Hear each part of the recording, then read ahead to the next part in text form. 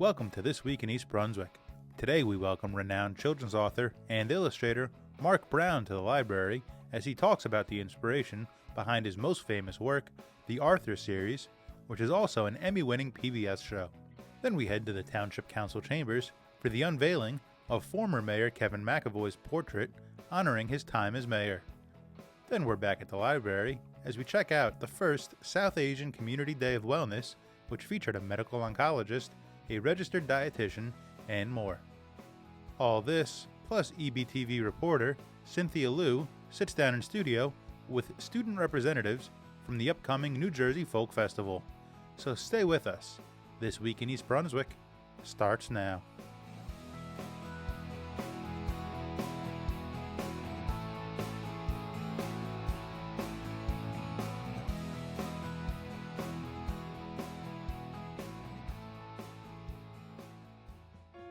Fans of all ages packed the library meeting rooms for a visit from a very special guest. Marc Brown, author of the popular children's books and television series Arthur, had the audience full of smiles and laughter during an interactive presentation on his life, his stories, and of course, everyone's favorite character, Arthur. Marc Brown's visit was sponsored by the East Brunswick Public Library Foundation. We've been privileged to bring some authors here to visit, and we're particularly thrilled to have a renowned author like Marc Brown, who's the author and illustrator of the Arthur series and the creator of the Emmy Award-winning PBS series. When I had my daughter, I couldn't wait for her to be old enough to do two things, go to Disney World and read Marc Brown's book. So we're happy to have you. Thank you. It's so good to be here. I'd like to see people who read my books and who watch my TV show. It's interesting. I don't get out much. Hey, let's start with a couple of questions. And then I've got all kinds of things I brought with me I want to share with you. Yes? What does Arthur become when he grows up? Oh, that's a good question. What's Arthur going to be when he grows up? Well, I don't think Arthur is going to grow up. He's 8 years old. He's always been 8 years old. He will never have to take the SATs or worry about college. It's a pretty good life, except for DW. How did you get your ideas? I get my ideas from real life. Things that happen in my life or friends' lives, neighbors' lives. I think the best things happen in real life. And you want to know how Arthur happened? Okay. I got this job because I got fired from a lot of other jobs. It's true. I was a teacher, which I loved. And one day I went to school. I was teaching a small college, and they said, "We're sorry to tell you the college is closing." And it was a sad day. But it turned out to be the best day of my life. You know why? I got home, and my son Tolan, who was about this big then, he said, "Dad, will you tell me a bedtime story?" And I was depressed. I said, "Oh, I'm tired. I lost my job." He said, "Oh, Dad, maybe it'll make you feel better." And he was right. So I started thinking, what am we going to talk about? What kind of a story? So I asked him, I said, "What kind of a story should we have?" He said, "Tell me a story about a weird animal." So I started thinking alphabetically. Aardvarks. They're very underserved in the world of children's literature. Once upon a time, there was a little aardvark, and then Tolan said, "What was his name?" I said, "Arthur." And then he said, "What does he look like?" So I had to draw him a picture. And so this little aardvark with a long nose, and as I was drawing his long nose, I thought, maybe if I were an aardvark, that nose would get in my way and cause me problems. So that was the very first book I ever wrote, and I never imagined it would turn into a series of books or TV shows all over the world now. The television show is now the longest running animated children's show in history. What I did for today was I collected the questions that I get from kids. I get letters from all over the world now that Arthur's in other countries. And so I put those questions together And I'm looking for someone to help me read the questions, and then I will answer them. How about, who's a really good reader? Would you like to help? What got you started writing books? Okay, when I was in high school, I got a new baby sister, and all she did was cry and poop. And then I figured out I could get her to stop crying by reading her books. So the book she loved me to read a lot was Where the Wild Things Are. Isn't that a great book? What did Arthur's nose change? Okay, this is the question I get the most. Why did Arthur's nose change? Because it was very long. The first book, he looked like that. And the more I drew him, for 40 years I've been drawing him, his face got rounder and his nose got smaller and smaller. Where do you work? I work in an old sheep barn that I fixed up. I go to work every morning. There's some stone steps there on the left of the garage. And I work upstairs where you see those 3 little windows. And I have Arthur and DW help me work every day. And I have a desk I stand up at. I don't sit down while I work. I built it. It's about 8 feet long. And it's a really good place to work. Sometimes I forget to eat lunch. Where did you get your ideas? I get my ideas from real life, like I said. Or do you guys ever have to write stories in school? Okay, here are some helpful tips. Think about something you did. Think about something you love, a place you visited or want to visit, something wonderful that happened to you or a friend, something you wish you could do, a favorite sport or a hobby, or write about your pet. What do you use to make your illustrations? I use these Sharpie pens to draw the outside edges of the characters, and then I use watercolor that I mix on these metal trays I got at the butcher shop, and then I use colored pencils to add details. Where do you get the ideas for your characters? From real life. Nobody's safe around me. Okay, here's me in 3rd grade. This is where Arthur started. I didn't realize it. I'm the nerdy kid in the 2nd row. Next to me is Patricia Del Porto. She turned into Sue Ellen. My friend Alan turned into the Brain.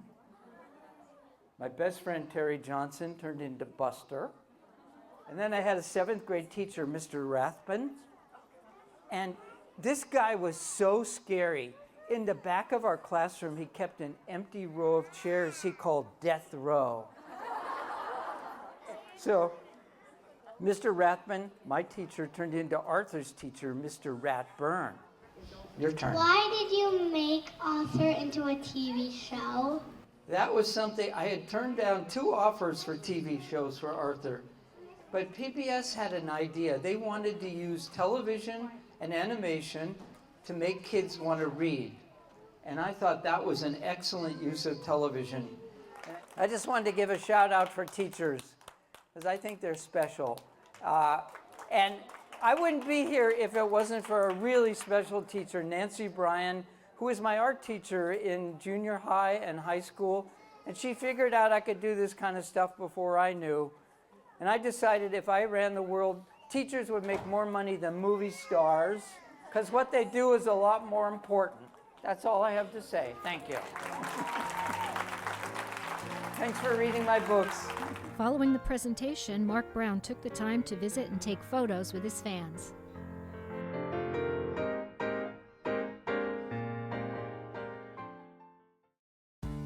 Family, friends, and colleagues of former Mayor Kevin McEvoy gathered in the township courtroom for the unveiling of Mayor McEvoy's portrait, forever honoring his legacy and leadership in the township. What I do want to do is pay our respect to Mayor McEvoy for the time that he spent here as mayor in this township. And I don't take that job lightly, because it is a lot of work. And if you want to do it right, as I'm finding out myself, you just, there's no excuse but to just put the time in. But in the year that he was mayor, he did accomplish a lot, and I'd like to highlight some of those things because I think they're important.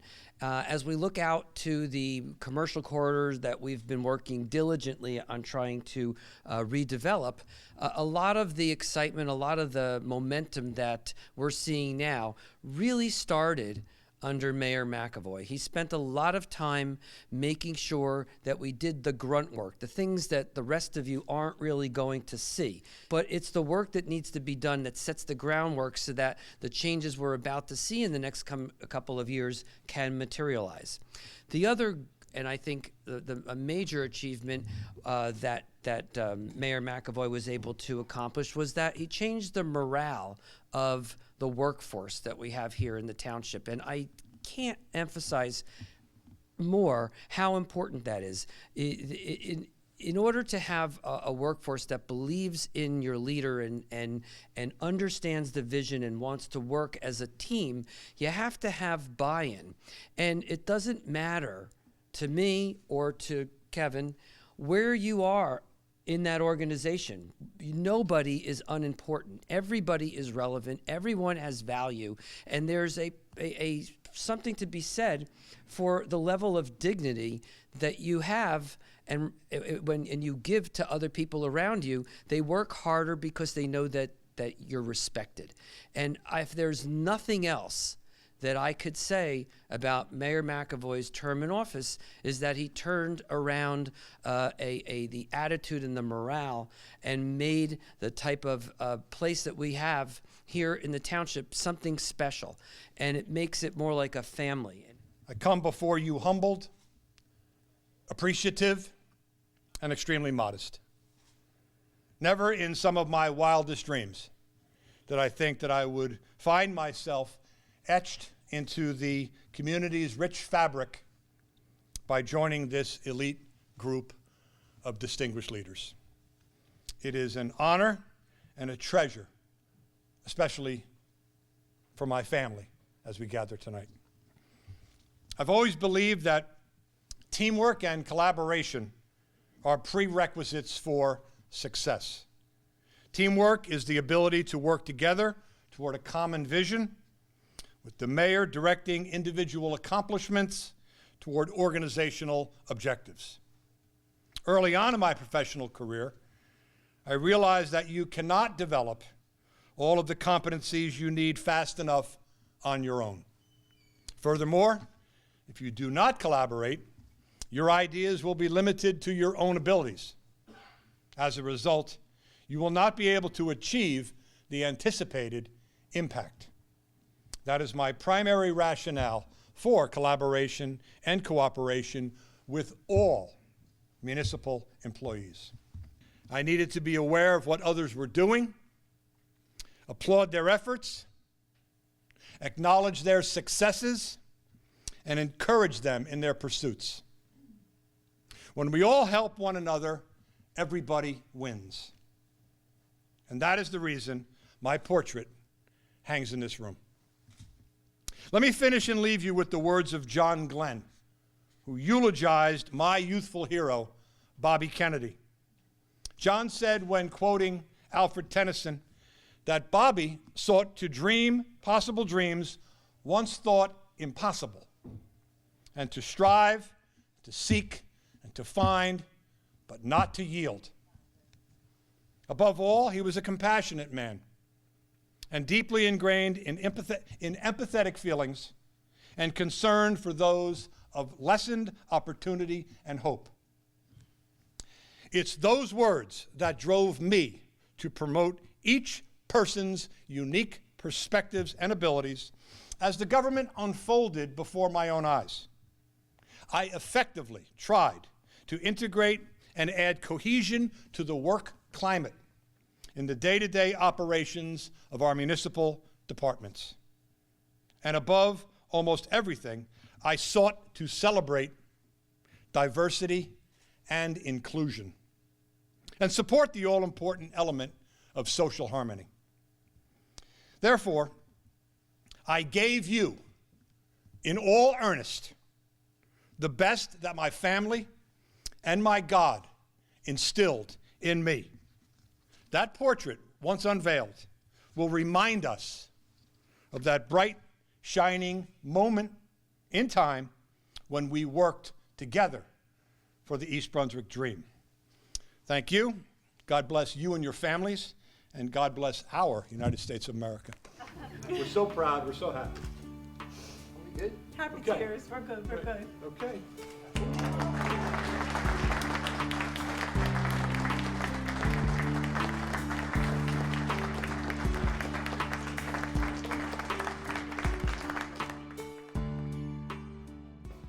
Hello, I'm Karen Perry. I'm the Manager of Information Services at the library, and I'm here today to talk about a very exciting event that we're having at the library. It's our first South Asian Day of Wellness, and I'm joined today by Manisha Nrang and by Kristen Lefkas with the Cancer Support Community, Central Jersey. So welcome.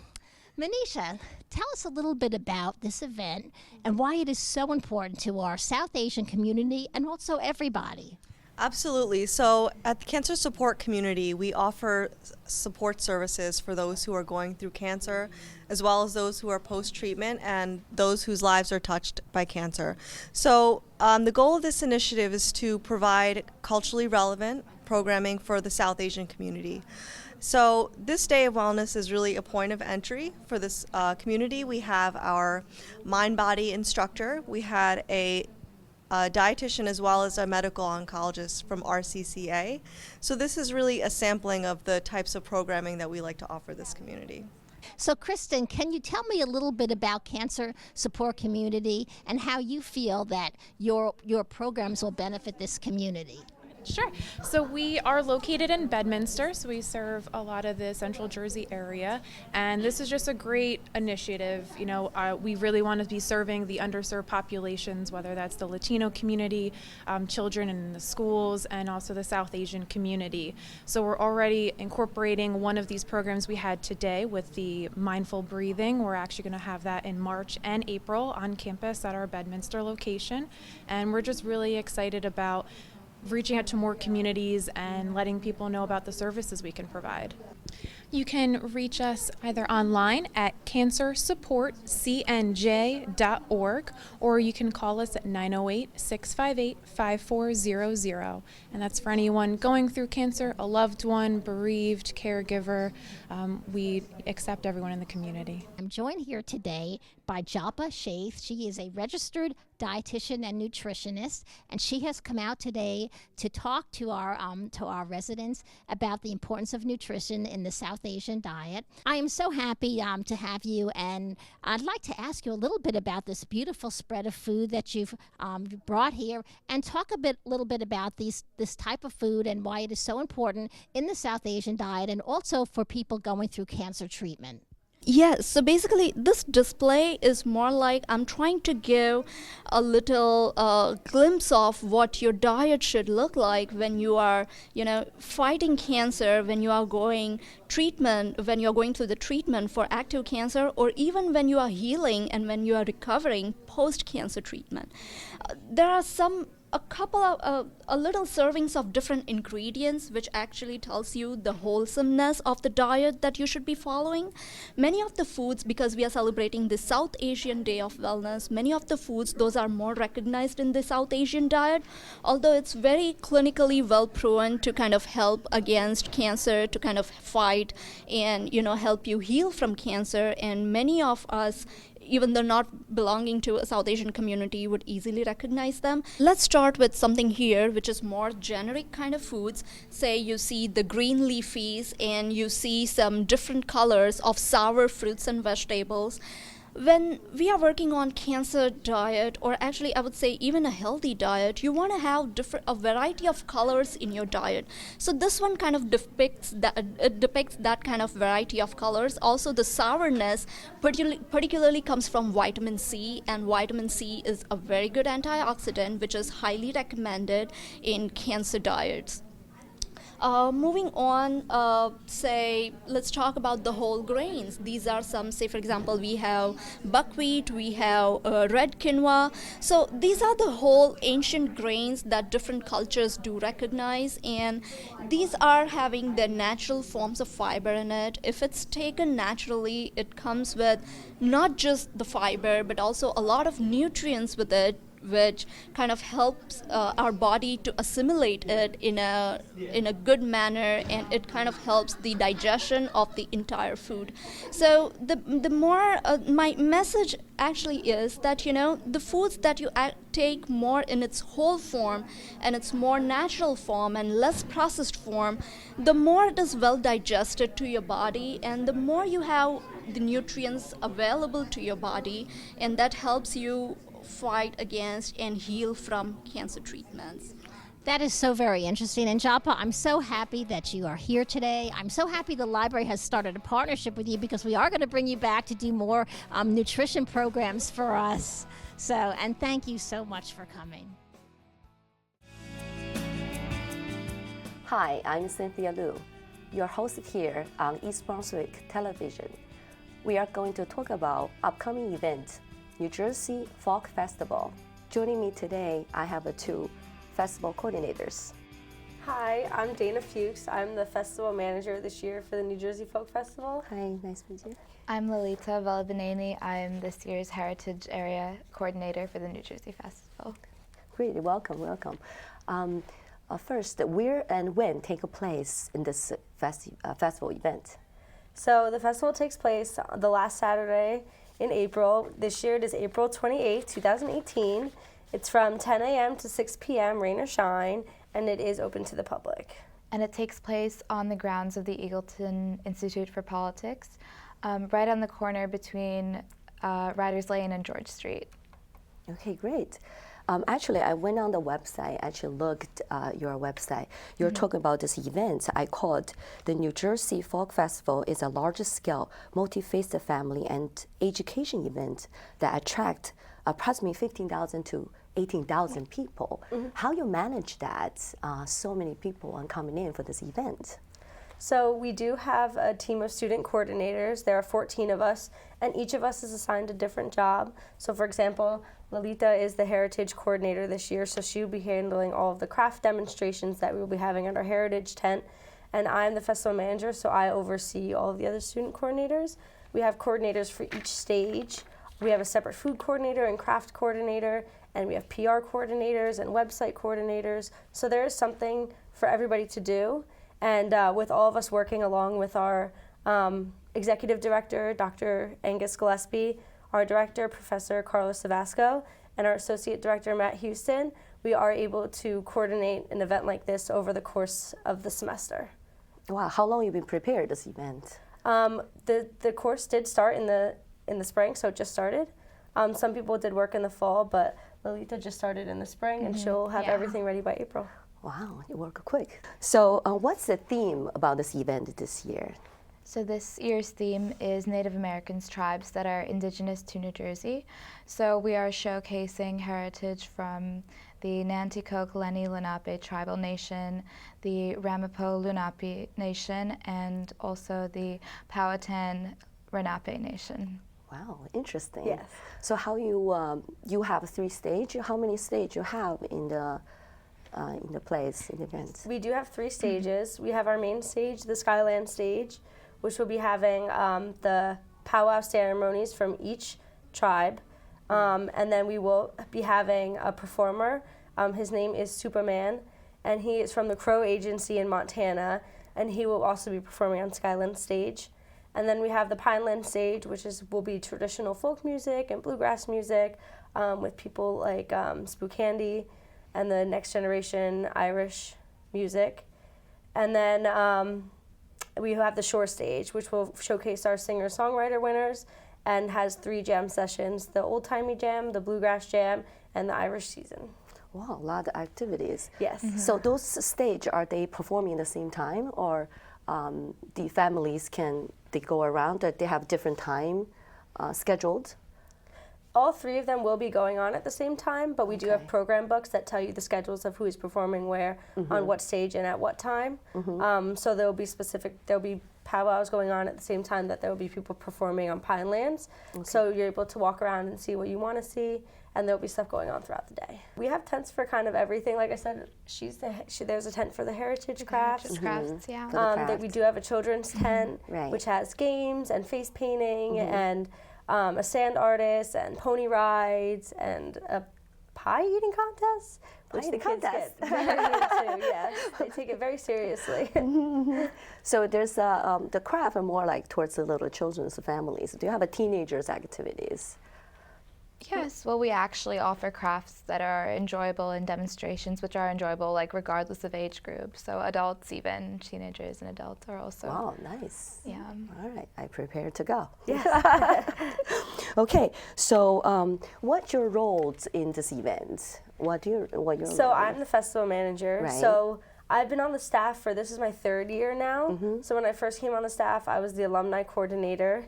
And I basically reached out to the alumni of the festival and so they had active participation still even as they graduated.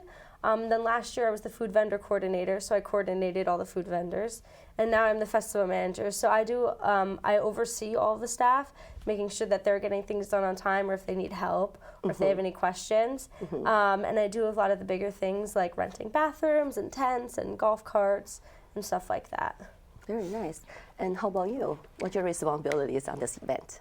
Yes, so basically I work in heritage, which means that my job is to find and contract different artists for our craft demonstrations, especially those, like this year's theme is Native American. So I work with Dr. Carlos Savasco, and we deal with the contracting and, sometimes negotiating also with the artists and just explaining to them. A lot of these artists don't think of themselves as performers necessarily, and they don't think of themselves sometimes even as professionals, like in that sense of performing and showcasing their art to so many people. So just working through that with them is primarily my job. That's great, wonderful. Yeah. This year, you estimate how many people would be there? Probably around 15,000. Yeah, it's pretty, it is on the same day as Rutgers Day, so we do draw a very big crowd. Nice, nice. All right, so thank you for coming today, and hopefully we see everyone there on which day? It is April 28th, 2018, from 10 a.m. to 6 p.m., rain or shine, and it is open to the public. Thank you. Thank you for having us.